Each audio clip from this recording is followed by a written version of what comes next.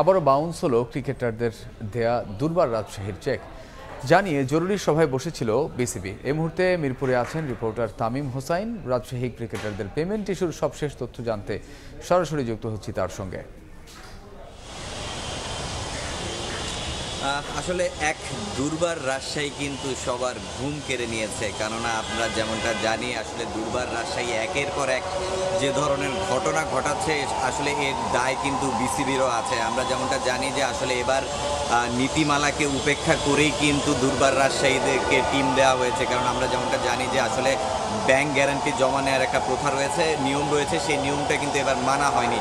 তো আসলে এই জিনিসটা কিন্তু বিসিবিকেও দায় নিতে হবে। তবে বিসিবি বারবারই বলছে যে আসলে দুর্বার রাজশাহী, কিছুক্ষণ আগে নাজমুল আবেদিন ফাহিম গণমাধ্যমে কথা বলেছেন, তিনি জানিয়েছেন যে আসলে টিম গঠনের আগে এই দুর্বার রাজশাহী এবং বাকি সব ফ্র্যাঞ্চাইজিরা কিন্তু কমিটমেন্ট করেছিলেন যে আসলে এ ধরনের ঘটনা কিন্তু তারা ঘটাবে না। তারপরও যখন এই ধরনের ঘটনা ঘটছে সেটা আসলে দেশের ক্রিকেট এবং বিপিএলকে কিন্তু প্রশ্নবিদ্ধ করেছে। তো সেই হিসাবে বিসিবিও কিন্তু এবার বেশ জোরালোভাবেই নেমেছে এই সমস্যা সমাধানে, কারণ আজকে আমরা দেখেছি যে প্রতিটা ফ্র্যাঞ্চাইজির মালিকদের কিন্তু বিসিবি ডেকেছে। তবে দুর্বার রাজশাহীর যে মালিক ছিলেন তিনি কিন্তু আসেননি, তিনি শারীরিক অসুস্থতার কারণে আগে আসতে পারেননি। তবে তার প্রতিনিধি এসেছেন এবং তিনি কিন্তু বিসিবিকে একটা পরিকল্পনা জানিয়েছে যে আসলে তারা এই মাধ্যমে আসলে তারা পেমেন্টটা করবে। তবে বিসিবি ওইটা দেখে কিন্তু বিসিবি কিছুটা সন্তুষ্ট হয়েছে, কিন্তু তারপরও বিসিবি কিন্তু তাদের উপরে একটা নজরদারিতে রাখবেই, কেননা বিসিবির এই দায় কিন্তু বিসিবির নিতে হবে, কারণ ক্রিকেটারদের যে পারিশ্রমিক এটা তাদের হক,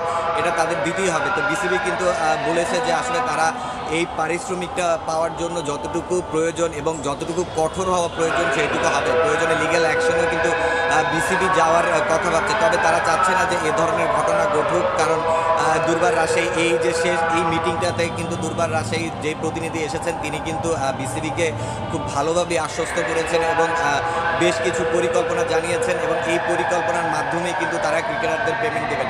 তো এছাড়া আমরা যদি বলি যে আসলে আজকে দুপুরের পরেই কিন্তু গণমাধ্যমে খবরটা খুব ভালোভাবে প্রচার হয় যে ক্রিকেটারদের যে চেক দ্বিতীয়বারের যে মতো চেক দেওয়া হয়েছে ওই চেকটাও কিন্তু বাউন্স করেছে।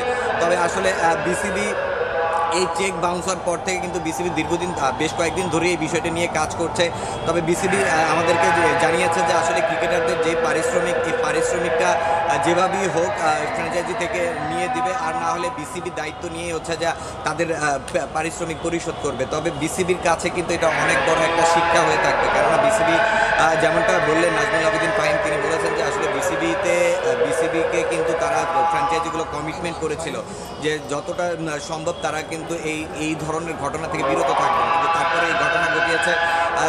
আমরা কিন্তু যেমনটা জানিয়েছি যে ব্যাংক গ্যারান্টি জমা দেয়নি। তবে বিসিবি বলছে যে আসলে এই বিপিএলের আসর শুরুর আগে কিন্তু ব্যাংক গ্যারান্টির যে হাতে সময় কম থাকার কারণে কিন্তু বিসিবিকে ওইভাবে বিসিবি কড়াকড়ি পর্যায়ে যায়নি। তো মিরপুর শেরেবাংলা ক্রিকেট স্টেডিয়াম থেকে দুর্বার রাজশাহীর পেমেন্ট ইস্যু এবং অন্যান্য ফ্র্যাঞ্চাইজি নিয়ে এই ছিল আমার কাছে সবশেষ তথ্য। সরাসরি ছিলাম মিরপুর শেরেবাংলা স্টেডিয়ামে।